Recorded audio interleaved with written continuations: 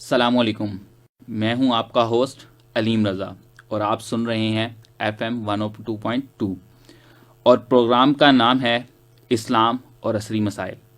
ہمارے ساتھ موجود ہیں سر سمیع الدین، جو کہ آج کے موضوع یعنی اسلام، science and the creation of universe پر ہمارے ساتھ بات چیت کریں گے، اور ان کا ساتھ دینے کے لیے ہمارے پاس گیمز ڈیزائن کے کچھ اسٹوڈنٹس موجود ہیں جن کا تعلق سیمسٹر 3 سے ہے، اور وہ ہمارا ساتھ دیں گے۔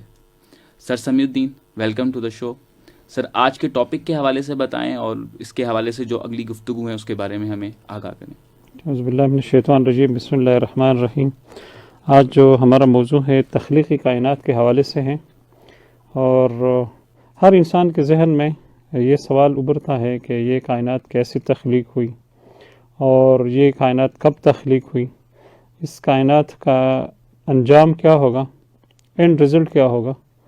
تو یہ ایسے سوالات ہیں جو کہ ہر انسان کے ذہن میں یہ سوالات ابھرتے ہیں، اور جب ہم سائنس کی طرف رجوع کرتے ہیں تو سائنس ان سوالات کا کوئی کافی شافی جواب نہیں دے سکتی۔ ایسے بہت سے ایپسٹمولوجیکل کویسچنس ہیں with reference to the creation of universe کہ سائنس ان سوالات کے جوابات صحیح معنوں میں اور پوری اطمینان کے ساتھ نہیں دے سکتی۔ ان میں سے اور کویسچنس بنتے ہیں، اور پھر جب ہم کور کویسچنس، فلاسافیکل کویسچنس، ایپسٹمولوجیکل کویسچن پوچھتے ہیں تو پھر سائنس وہاں پر سائنس کی لمیٹیشنس آ جاتی۔ جس پچھلی کلاس میں ہم نے سائنس کی لمیٹیشنس کے حوالے سے ڈسکس کیا تھا کہ science only discusses, only measures, only estimates, only inquires the physical quantities in the physical phenomena. Physical quantities, physical phenomena کے علاوہ جو میٹیریل فینامنا ہے ان کے علاوہ سائنس کچھ بھی انڈرسٹینڈ نہیں کر سکتی ہے۔ نہ انڈرسٹینڈ ہی نہیں کر سکتی تو پھر کیسے میئر کرے گی اور پھر کیسے ان کی اسٹیمیشن لے گی۔ تو تخلیقی کائنات کے حوالے سے بہت سے ایسے کویسچنس ہیں کہ انسان کے ذہن میں ابھرتے ہیں، اور ان کا جواب سائنس کے پاس نہیں ہے۔ اب ضروری بات ہے کہ جب سائنس کے پاس جواب نہیں ہے تو پھر یہی انسان جو ہے اور کسی اور ذریعے کی تلاش میں ہوتا ہے، اور وہ ذریعہ پھر کون سا ذریعہ ہے جو کہ مستند ذریعہ ہے، اور جہاں سے اس کو اطمینان بخش جواب مل جائے، تو اس ذریعے کو ہم اسلام کہتے ہیں۔ اور اسلام واحد ذریعہ ہے جو کہ ہمیں الٹیمیٹ نالج دے دیتا ہے، ہمیں حقیقت کے بارے میں آخری علم جو ہے کہ جس میں کوئی شبہ، کوئی شک نہ بن سکتا ہو، تو وہ علم ہمیں دیتا ہے۔ تو تخلیق کائنات کے حوالے سے جو سائنس کا جو نقطہ نظر ہے، سائنس کے پاس صرف ایک ہی نظریہ ہے تخلیق کائنات کے حوالے سے، اور اس نظریے کو ہم بگ بینگ تھیوری کہتے ہیں۔ سائنس یہ کہتی ہے کہ لگ بھگ 13.8 بلین ایئرس یہ کائنات تخلیق ہوئی، یہ کائنات وجود میں آئی۔ تو اگر یہی پوائنٹ اگر ہم آگے لے کر چلیں گے تو کیا سائنس کے پاس اس بات کا کوئی ثبوت موجود ہے کہ 13.8 بلین ایئرس اس کا اوریجن ہے، اس کا ابتدا 13.8 بلین ایئرس، 13 مطلب ہے کہ 14 کروڑ سال پہلے اس کائنات کی تخلیق ہوئی۔ اب جب کہ سائنس جو ہے، سائنس کسی چیز کی عمر جب معلوم کرنے کی کوشش کرتی ہے تو ایک ٹائم پیریڈ کے حساب سے سائنس معلوم کرتی ہے۔ اب جب کہ ٹائم ہی اس وقت نہیں تھا جب کائنات تخلیق ہو رہی تھی، تو ٹائم تو نہیں تھا، ٹائم کا تعلق تو سورج سے ہے، اور سورج تو تھا ہی نہیں، تو پھر سائنس نے یہ کیسے معلوم کیا کہ یہ 13.8 بلین ایئرس یہ کائنات بنی ہے؟ تو پہلا کویسچن تو یہ ہے کہ this point can be challenge on factual grounds کہ how science assess that this universe is created 13.8 billion years ago. Science کے پاس اس کا پھر کوئی جواب نہیں ہے۔ سائنس نے ایزیوم کر لیا، ایک اندازہ لگا دیا. تو جب اندازہ لگا دیا تو اس کے بارے میں تو ہم پھر سائنس کو چاہیے کہ اس کے بارے میں کوئی اتنی تاکید بھی نہ کریں. ہاں زیادہ سے یہ کہ سائنس کہے کہ یہ ہماری ایزمپشن ہے کہ 13.8 بلین ایئرس یہ کائنات بنی ہیں، اور سائنس کہتی ہے کہ یہ جو کائنات بنی یہ ایک بہت بڑے دھماکے کی صورت میں یہ بنی، اور ایک بہت بڑا دھماکہ ہوا اور اس کے نتیجے میں یہ اتنی خوبصورت کائنات بنی. مطلب یہ کہ چاند بنا، سورج بنا، اور جتنے بھی بلینس آف گلیکسیز ہیں، بلکہ ٹریلینس آف گلیکسیز ہیں، یہ ٹریلینس آف گلیکسیز بنے، یہ دریا بنے، یہ خوبصورت پہاڑ بنے، یہ سب کچھ ایک دھماکے کی صورت میں بنے. حالانکہ اگر ہم یہی سائنس کی اس ایزمپشن کو اگر ہم درست مانیں تو بھی اس میں بہت سے کویسچنس بنتے ہیں. ہم کم از کم ہم پاکستان کو تو یہ اندازہ ہے کہ دھماکوں میں چیزیں بنتی نہیں ہیں. مثلاً اب خدا نہ کرے اس بلڈنگ میں دھماکہ ہو جائے، اور کیا یہ پاسبل ہے کہ یہ جتنے بھی انسٹرومنٹس ہمارے سامنے ہیں، یہ مائکس اور یہ کیمرہ اور جتنی بھی چیزیں ہیں، یہ پورے اسٹوڈیو، اس میں جتنی مشینیں ہیں، تو کیا یہ ادھر ادھر بکھر جائیں گے اور اسی طرح کام کریں گے؟ ممکن ہی نہیں ہے، پاسبل ہی نہیں ہے. جیسے یہ سامنے لیپ ٹاپ ہیں، تو یہ کہیں جا کے آگے کسی چوک میں گر جائے، کسی بازار میں گر جائے اور اسی طرح کام کرے گا. تو دھماکوں میں چیزیں بنتی نہیں ہیں، دھماکوں میں چیزیں تو ٹوٹتی ہیں. چیزیں بننے کے لیے ایک پوری انجینئرنگ چاہیے، ایک سوچ چاہیے. لیکن اب سورج بن گیا دھماکے کی صورت میں، جو سائنس کہتی ہیں، تو سورج تو ایک خاص فاصلے پہ جا کے ٹھہر گیا، اپنے آپ کو سورج کہلایا. اگر یہ سورج تھوڑا سا قریب ٹھہرتا ہوتا تو آپ لوگوں کے کیا خیال ہے؟ یہ دنیا قائم ہو، دنیا پہ جو زندگی ہے یہ سروائیو کر لیتی؟ نہ کر سکتی ہوتی. یا یہ بہت دور جا کے وہاں پر ٹھہر جاتا. اب سورج سے کس نے کہا کہ خاص فاصلے پر جا کے ٹھہر جائے، قائم ہو جائے زمین سے؟ اگر دور جاتا ہوتا تو بھی بہت ٹھنڈ کی وجہ سے لائف سروائیو نہ کرتی ہوتی. قریب قائم ہو جاتا تو بھی لائف سروائیو نہ کرتی ہوتی. اس کا مطلب ہے کہ خاص منصوبہ بندی کے ساتھ سورج کے خاص جگہ پر فٹ کر دیا گیا. اس طرح میں مثال دیتا ہوں، چاند کی مثال دیتا ہوں. چاند کو قریب لیں تو پھر دیکھیں کراچی کیا سروائیو کرتا؟ کیا مالدیپ سروائیو کرتا؟ کیا ہالینڈ سروائیو کرتا ہوتا؟ اور بھی جتنے موریشیس سروائیو کرتا ہوتا؟ نہیں نا. اس لیے کہ رب تعالیٰ نے چاند کو بھی ایک خاص فاصلے پہ، بلکہ سائنس خود ہی کہتی ہیں کہ جتنی بھی چیزیں اس کائنات میں موجود ہیں، اس کاسموس میں، تو یہ ساری چیزیں ایک نقص سکھ کے یہ چیزیں بنی ہوئی ہیں، اور خاص سوفسٹیکیٹڈ انجینئرنگ کے ساتھ ان کو فکس کیا گیا ہے. اور یہ ساری جتنے بھی اینٹیز ہیں، whether large scale entity or small scale entities, all these entities they are performing their functions with approximate with perfect engineering. سمجھ لیں اس میں معمولی سی بھی غلطی آ جائے، معمولی سی بھی غلطی آ جائے تو یہ نظام درہم برہم ہو جاتا ہے. اس کا مطلب ہے کہ یہ جو کائنات بنی ہے اس کے پیچھے ایک خاص قسم کا مائنڈ کاری فرما، ایک خاص سوری فار دیٹ کہ ایک خاص قسم کے انجینئرنگ کاری فرما ہے، ایک خاص ہستی ہے جو کہ جس نے ایک خاص منصوبہ بندی کے تحت ایک ایک چیز کو بنایا، ڈیزائن کیا اور پروپورشنیٹلی ڈیزائن کیا. دیکھیں کوئی لارج اسکیل اینٹیٹی، کوئی اسمال اسکیل اینٹیٹی ہیں، لیکن کبھی بھی large scale entity small scale entity کو ہڑپ نہیں کر سکتی، اس کو ڈسٹرب نہیں کر سکتی.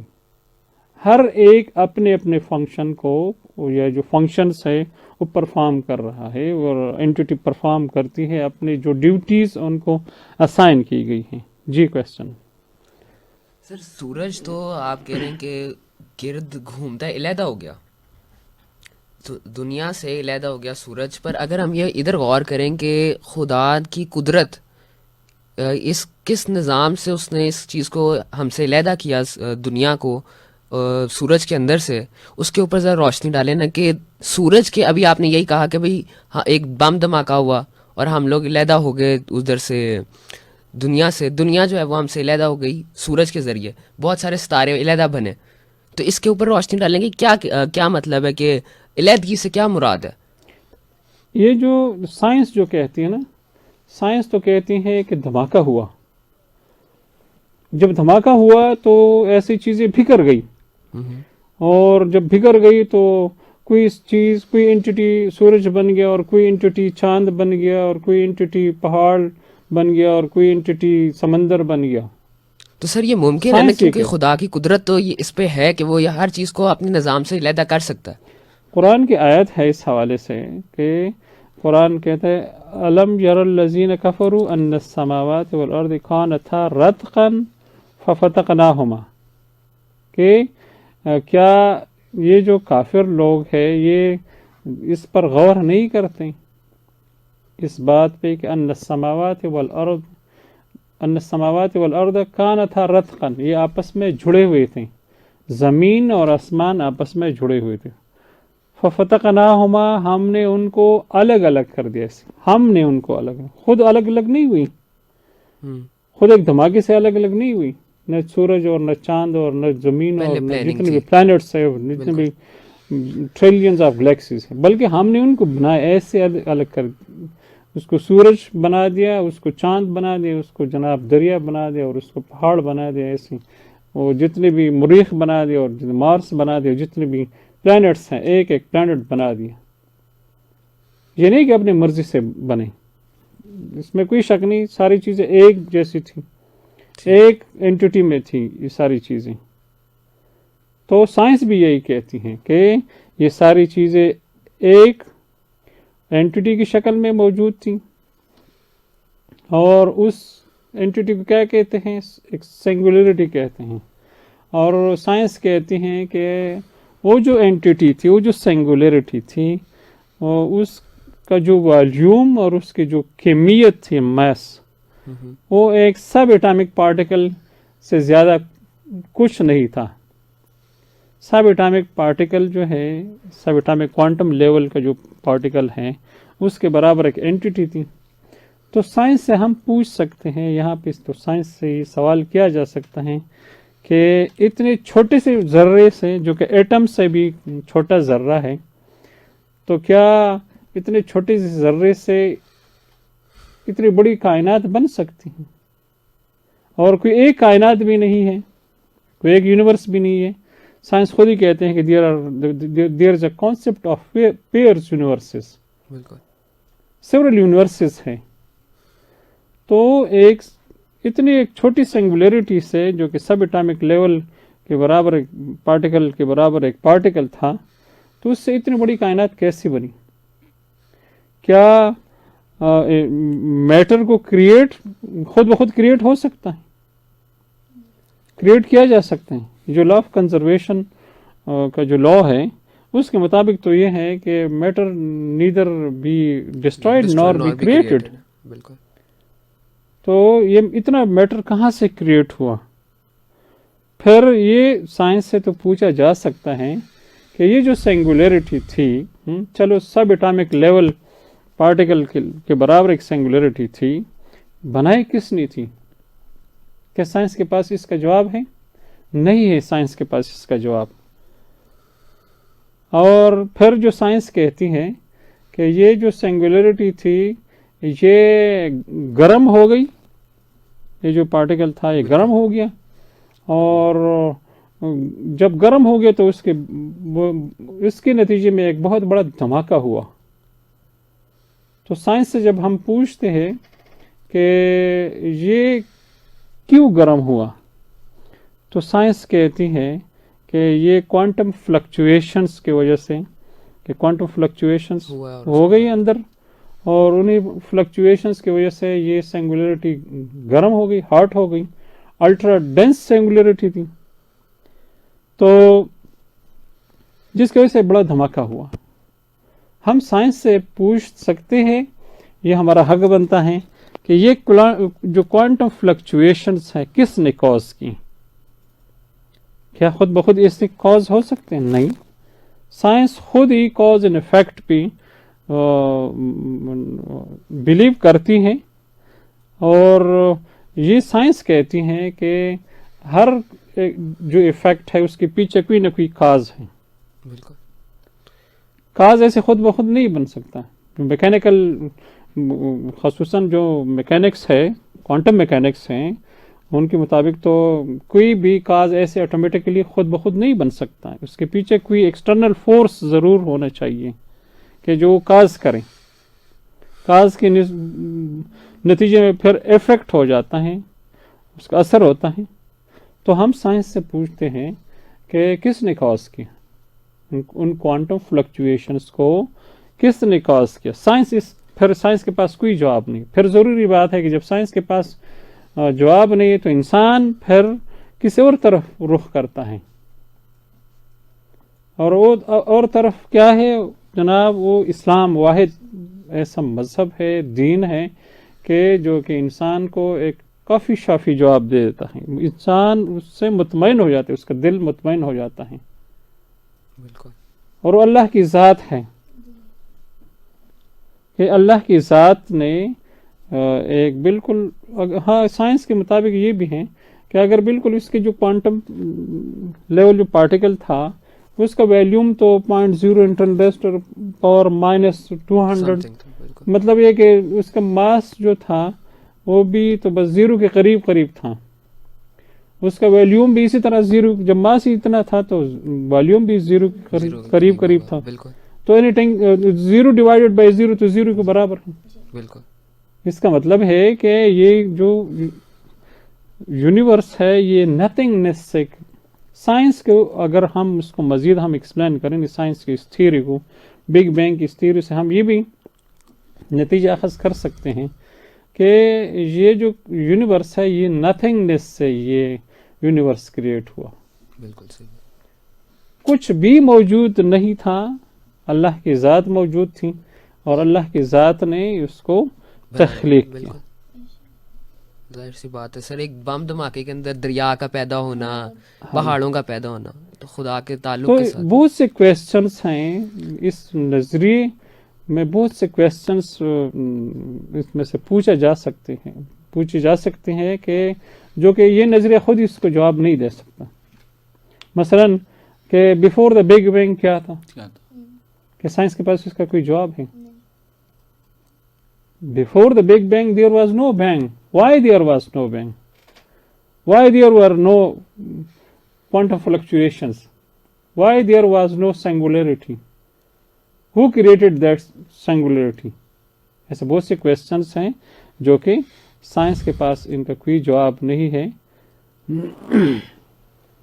آپ لوگوں کا کوئی کویسچن ہے تو میں ایڈریس کر سکوں گا. سر اس کے ساتھ ہمیں ایک اور چیز بھی سمجھنی چاہیے، وہ ایک مصرع بھی ہے نا کہ نقطے وچ گل مکدی ہے، یعنی کہ اگر ہم یہ چیز سائنس کے نظر سے دیکھیں تو سائنس تو شاید اس نقطے کو بھی ابھی ایکسپلین نہیں کر سکتی. تو بگ بینگ تھیوری کا اپنے مرز وجود میں آ جانا، کیا یہ صرف ایک حادثہ تھا، یا پھر اس کے پیچھے جو دین کے پرسپیکٹو سے جو پوری ایک اسے حیثیت جسے میں کہوں گا کہ ایک سٹوری برقرار ہے، اس کے بارے میں بتائیے کہ کیا وہ پہلے سے ایگزسٹ کرتی تھی یا بگ بینگ تھیوری سے ہی صرف دنیا، کیونکہ سائنس تو ہمیں بگ بینگ تھیوری سے پیچھے لے جا ہی نہیں سکتی، اس سے پیچھے کیا ہے؟ اصل میں سائنس ایک پوری منصوبہ بندی کے ساتھ یہ ثابت کرنا چاہتی ہے کہ اس کائنات کا جو مقصد تخلیق کوئی نہیں ہے، پرپز آف کریشن کچھ بھی اس کا نہیں ہے. یہ جو کائنات بنی ہے اس کے کوئی مطلب یہ کہ ایک مقصد نہیں ہے، بے مقصد پیدا کی گئی ہے یہ کائنات. سائنس اس کی طرف ہمیں لے جانا چاہتی ہیں، حالانکہ ایسا نہیں ہے. ایک پوری اللہ کی ایک پوری منصوبہ بندی تھی، اللہ کی ایک پلاننگ تھی، اس کائنات کو پیدا کرنے کی ایک پلاننگ تھی. وہ پلاننگ کیا تھی؟ تاکہ اللہ اپنی وحدانیت، اپنی قدرت ہم پر واضح کر لیں. یہی پلاننگ تھی، تاکہ اللہ ہمیں پیدا کرے اور اللہ کی عبادت ہو، اللہ کو معبود تسلیم کیا جائے، ہاں اللہ کو خالق تسلیم کیا جائے. یہی اللہ کی پلاننگ تھی. جو کہ سائنس کہتے ہیں کہ نہیں، یہ ایک دھماکے کی صورت میں یہ کائنات بنی اور بس، پھر اس کا کوئی مقصد نہیں ہے، مقصد تخلیق نہیں ہے، یہ لا مقصد کریٹ ہوا یہ یونیورس، جو کہ ایک سیکولرزم کی طرف ہمیں لے جانے کی کوشش کرتی ہے سائنس. تو ایسا نہیں ہے. اب جب ہم سائنس سے پوچھتے ہیں کہ جب دھماکہ ہوا، ہاں، تو دھماکے سے پہلے کون سے لاز تھے، ہاں، کن اصولوں کی بنیاد پہ دھماکہ ہوا، ان اصولوں کو کون گورن کرنے والا تھا، اور ان اصولوں کا کوئی بنانے والا بھی تھا؟ کیا اصول خود ہی بن گئی؟ ایسے تو کچھ بھی نہیں بنتے نا. جب سائنس خود ہی کاز اینڈ افیکٹ پہ بلیو کرتی ہیں تو پھر یہاں اقرار کیوں نہیں کرتی سائنس کہ ان اصولوں کا کوئی بنانے والا بھی تھا، ان کا کوئی چلانے والا بھی تھا؟ بے شک. اب دیکھیں نا، سائنس نے جو تجربہ کیا بگ بینگ کا، ہاں، فرانس کے قریب یہ جو سرن جو علاقہ ہے وہاں پہ ایک بہت بڑی غار میں یہ دھماکہ کیا. ہاں، تو سائنس سے ہم پوچھتے ہیں کہ وہاں پہ تو کسی نے بٹن دبایا ہوگا نا، کسی نے تو پروگرامنگ کی ہوگی نا، کہ اس میں خاص ٹائم پہ پہنچ کے دھماکہ ہو. پروگرامنگ تو کمپیوٹر پروگرامنگ تو کی ہوگی نا. تو اس پروگرامر کو کیوں ڈیفائن نہیں کرتے، اس پروگرامر کو کیوں ڈکلیئر نہیں کرتے، ایڈمٹ اور ریکگنائز کیوں نہیں کرتے؟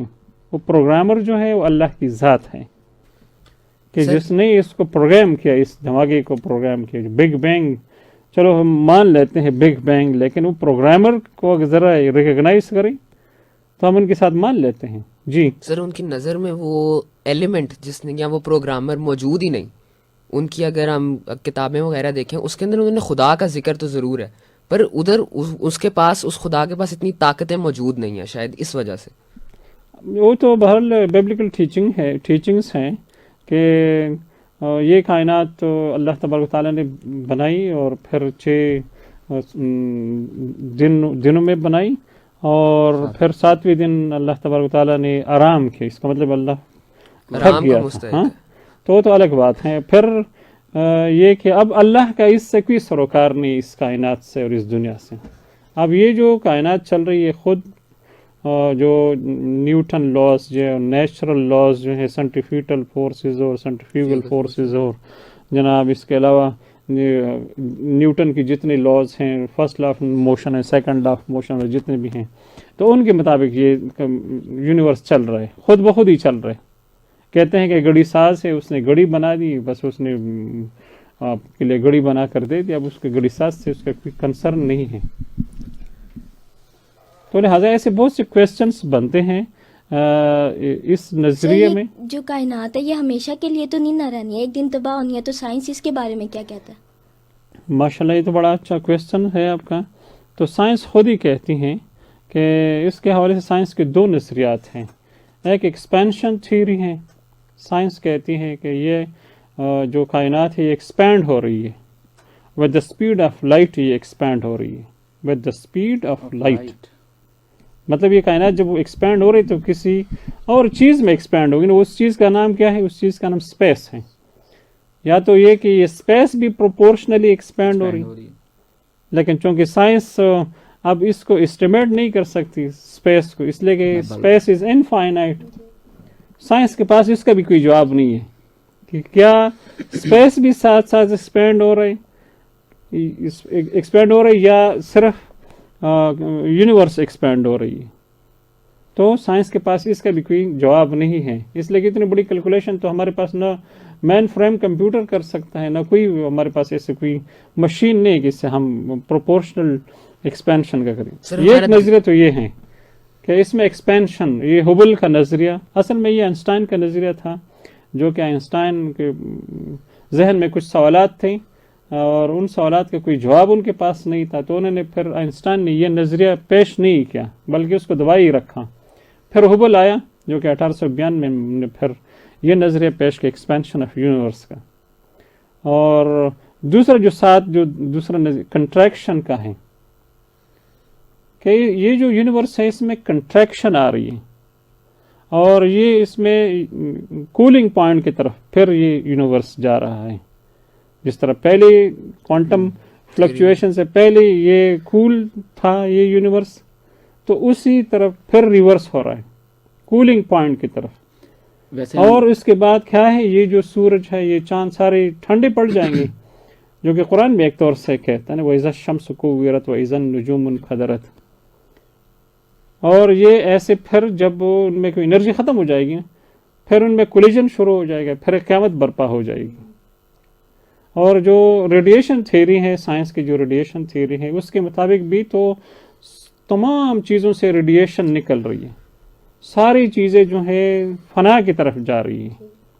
اور قرآن بھی کہتا ہے نا کل شیء فان ویبقى وجہ ربک ذو الجلال والاکرام. ہر چیز فانی ہے، ہر چیز تباہ ہونے والی ہے، ختم ہونے والی ہے. صرف اللہ کی ذات ہے جو کہ beyond the space and time ہے، وہ مستقل اور قیوم ہے، الحی القیوم ہے، وہ باقی رہنے والی ذات ہے. تو اس حوالے سے تو پھر کچھ نہ کچھ اسلام اور سائنس میں مطابقت بنتی ہیں.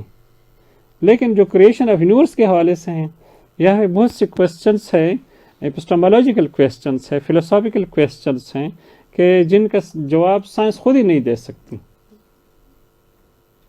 اس کے پاس کوئی جواب نہیں ہے. جی any other question from your side? Sir اگر سائنس اتنی ترقی کر لیے تو سائنس یہ کیوں نہیں کہتا کہ ایک بندے کو سروائیو کیوں نہیں کروا سکتا 1000 سال؟ ہم نے تو ایک دن مرنا ہے.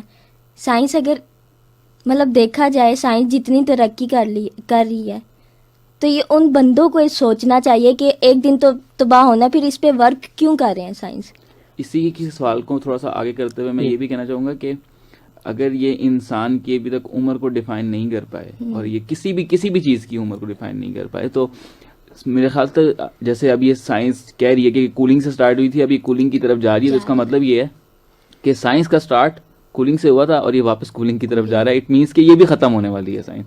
نہیں، سائنس تو جو ایگزسٹڈ چیزیں ہیں ان کی عمر تو معلوم کر سکتی ہے. ٹھیک ہے، کاربن 12 سے ہم چیزوں کی عمر کا پتہ کر سکتے ہیں. جتنے بھی یہ آرکیولوجسٹ ہیں، جتنے بھی یہ فوسلز مل رہے ہیں، تو جو ایگزسٹڈ چیزیں ہیں ان کے بارے میں تو ہم ان کو کر سکتے ہیں. ٹھیک ہے. لیکن میں تو ٹائم کے حوالے سے کہہ رہا تھا نا کہ اوریجن آف یونیورس کے حوالے کیسی سائنس کے پاس اس وقت تو ٹائم تھا ہی نہیں. باقی آپ نے جو آپ کا جو کویسچن ہے کہ سائنس ایسا کیوں کر رہی، تو سائنس ترقی کرنے سے کوئی نہیں روک سکتا، اور ڈسکوری سے اور انوینشن سے اس کو کوئی نہیں روک سکتا، اور نہ یہ جائز بھی نہیں ہے. اس لیے کہ سائنس کو تو اوپن اینڈڈ فلائٹ ہے، اور جدھر بھی چاہے تو وہ جناب ترقی کی طرف گامزن ہو سکتی ہیں. اور اس میں تو انسانیت کی فلاح اور بہبود، اور اس میں انسانیت کا فائدہ بھی ہے کہ سائنس جتنا ترقی کرے گی تو اتنا ہی پھر انسان کو سہولیات میسر آئیں گی. باقی آپ نے جو عمر کی بات کی، تو سائنس تو اب سائنس کی تو بہت زیادہ لمیٹیشنس ہیں. سائنس تو انسان کی جو زندگی ہے، زندگی کو ڈیفائن ہی نہیں کر سکتی. جی آج تک سائنس ڈیفائن ہی نہیں کر سکی کہ واٹ از لائف، اس کا جواب ہی نہیں دے سکی. سائنس سے جب پوچھتے ہیں کہ واٹ از لائف، تو سائنس کہتی ہے کہ this is due to cell. Cell واحد چیز ہے دیکھیں، basic unit of function and structure ہے. اگر یہ سیل زندہ ہے تو انسان زندہ ہے، سیل جب مر جاتے تو انسان بھی مر جاتا ہے. تو پھر اس سائنس سے اگر پوچھا جائے کہ سیل کیوں زندہ ہے، تو سائنس کہتے ہیں کہ this is due to protoplasm. تو پروٹوپلازم کی وجہ سے سیل زندہ ہے. اور پھر جب ہم سائنس سے پوچھتے ہیں کہ پروٹوپلازم کیوں زندہ ہے، تو سائنس کہتے ہیں کہ جو پروٹوپلازم ہے، this is specific combination of specific elements. مثلا میگنیشیم ہے، کیلشیم ہے، آئرن ہے، اس طرح کے جتنے بھی ہیں ایلیمنٹس ہیں، تو ان کے خاص اسپیسیفک کمبینیشن سے یہ پروٹوپلازم بنا ہے. جب ہم سائنس سے کہہ سکتے ہیں، جب ہم سائنس سے کہتے ہیں کہ یہی ایلیمنٹس ہم آپ کو دے دیتے ہیں اور آپ کی پروٹوپلازم بنا سکیں گے، تو سائنس کہتے ہیں کہ نہیں، ایسے تو میں نہیں بنا سکتی، یہ ہمارے اختیار میں نہیں ہے. اس لیے کہ خالق جو ہے نا، خالق اللہ کی ذات ہیں. زندگی دینے والی ذات اللہ کی. سائنس تو یہ کر سکتے ہیں تھرو کلوننگ, ہاں تھرو گرافٹنگ اور تھرو کلوننگ یہ کر سکتی ہیں, ایک سے ریپلیکیٹ کر سکتے ہیں, لیکن خالق نہیں ہے. ایک سیل بنانے کے لیے 10 ملین ایئرس چاہیے ایک سیل بنانے کے لیے. And there are trillions of cells within the body of human being. اور اس کے لیے بھی شرط یہ ہے کہ ایک فیوریبل کنڈیشن کریٹ ہو جائے کہ جس میں سیلولر ریئیکشنز پرفارم ہوں. وہ انسان وہ فیوریبل کنڈیشن پروڈیوس ہی نہیں کر سکتا. سر یہ ریسنٹلی کل کی نیوز اس وقت چل رہی ہے کہ میڈیکل سائنس میں ایک بہت بڑی پیش رفت ہوئی ہے, کیونکہ ہم بگ بینگ تھیوری کے حوالے سے کریشن آف یونیورس کی بات کر رہے ہیں. تو میرا سوال یہ ہے کہ وہ میڈیکل سائنس میں جو ایک بہت ترقی ہوئی ہے وہ یہ ہے کہ ایک انسان جو کہ پچھلے 6 منتھ کہہ رہے ہیں 3 to 6 منتھ وہ ایک مصنوعی دل کے اوپر زندہ تھا, اور اس کے بعد انہوں نے پورک جو کہ اپنی لائف سائیکل میں کوئی سیکنڈ سٹیج پر ہوتا ہے اس کا دل نکال کر وہ ان ہیومن کے اندر فٹ کیا ہے, اور جو ہیومن ہے وہ پراپر بول رہا ہے, وہ چل رہا ہے, وہ سب کچھ کر رہا ہے. تو ہم اس کو کس نظر سے دیکھتے ہیں؟ کیا ہم یہ دیکھ سکتے ہیں کہ اس انسان کو اس دل کے لگ جانے کی وجہ سے زندگی ملی ہے, یا ہم یہ کہیں گے کہ اگر اس کو دل نہ ملتا تو وہ مر جاتا؟ تو اس کریشن آف لائف کے بارے میں آپ کا کیا؟ یہ تو آپ نے بڑا اچھا سوال پوچھا ہے. یہ اسی طرح ہے کہ میں نے آپ سے پہلے کہا نا کہ تھرو کلوننگ اور اسپیئر پارٹس بھی بنا سکتے ہیں. پور کا کیوں لگائے, انسان کا اپنا خود دل بھی آپ کے اسپیئر پارٹس بھی بنا سکیں گے. لیکن یہ ہے کہ لائف کریٹ نہیں کر سکتے, ٹھیک ہے, لیونگ میٹر کریٹ نہیں کر سکتے. جب لائف کریٹ, اس لیے کہ لائف کس نے کریٹ کیا؟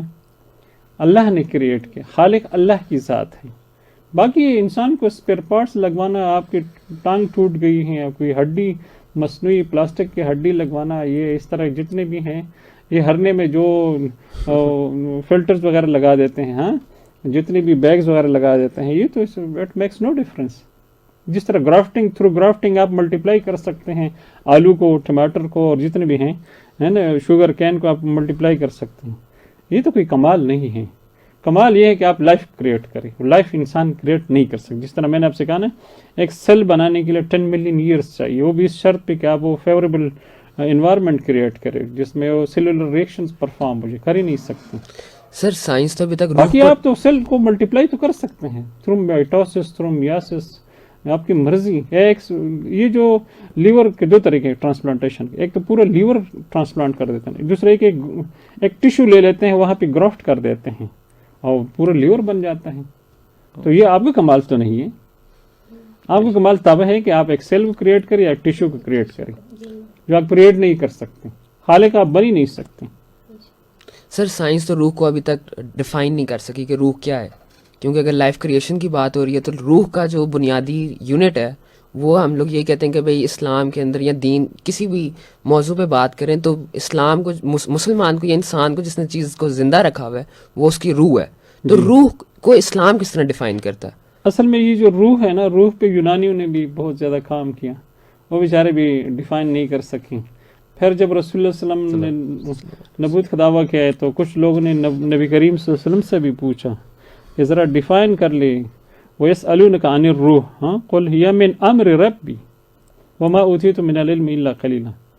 یہ امر ربی, اللہ کا حکم ہے, کمانڈ ہے. کوئی میٹیریل چیز نہیں ہے کہ جس کو آپ ٹریپ کریں, تھرو کیپچر کریں کیمرے سے یا کسی مشین سے, آپ اس کو نہیں کریں. یہ اللہ کا حکم ہے, آرڈر ہے, کمانڈ ہے. اس لیے سائنس اس کو پرسیو نہیں کر سکتی کہ this is immaterial phenomena. The command of God is immaterial phenomena. Science only perceives material phenomena, material things. Science cannot perceive immaterial things and metaphysical things. اللہ کا جو حکم ہے یہ کوئی میٹیریل چیز نہیں, اس لیے سائنس عاجز ہے روح کو پرسیو کرنے, روح کو ٹریپ کرنے, کیپچر کرنے سے سائنس عاجز ہے, سائنس نہیں کر سکتی. سو وما توفیق الا باللہ علیہ توکلت و الیہ انیب. انشاءاللہ اگلی کلاس میں پھر ملاقات ہوگی رب دے حوالے. جی, آج کی گفتگو کا جو حاصل ہے تو وہ یہ ہے کہ سائنس ابھی خود جو ہے وہ بھی امیچور ہے, اور اگر ہمیں ہر چیز کا جواب جو ہے وہ ہم چاہے وہ کائنات کا ہو، چاہے وہ ہماری اپنی ذات سے ہو، چاہے یا یونیورس کی کریشن سے ہو، وہ ہمیں دین کے تھرو اور ہمیں بہت ایکسپلینیشن کے ساتھ ملتا ہے. اور ہمیں چاہیے کہ ہم اس دین کو اور ایکسپلور کریں اور ہم سمجھنے کی کوشش کریں کہ دین کی اور کون سی ایسی راز ہیں جو ابھی ہم پر آیا نہیں ہیں. میں آخر میں بہت شکریہ ادا کرنا چاہوں گا سر سمیع الدین کا، جنہوں نے بہت اچھے طریقے سے اس ٹاپک کو گہرائی کے اندر ہم تک پہنچایا. اور میں اپنے یونیورسٹی کے طالب علموں کا بھی شکریہ ادا کروں گا جن کے سوالات سے بہت سی ایسے کنفیوژن بھی دور ہوئیں جو کہ آج کل کی نئی نسل کے اندر موجود ہے. تو اسی کے ساتھ کہ ہم نیکسٹ پروگرام میں دوبارہ حاضر ہوں گے. اپنے ہوسٹ علیم رضا کو دیجیے اجازت. اللہ حافظ.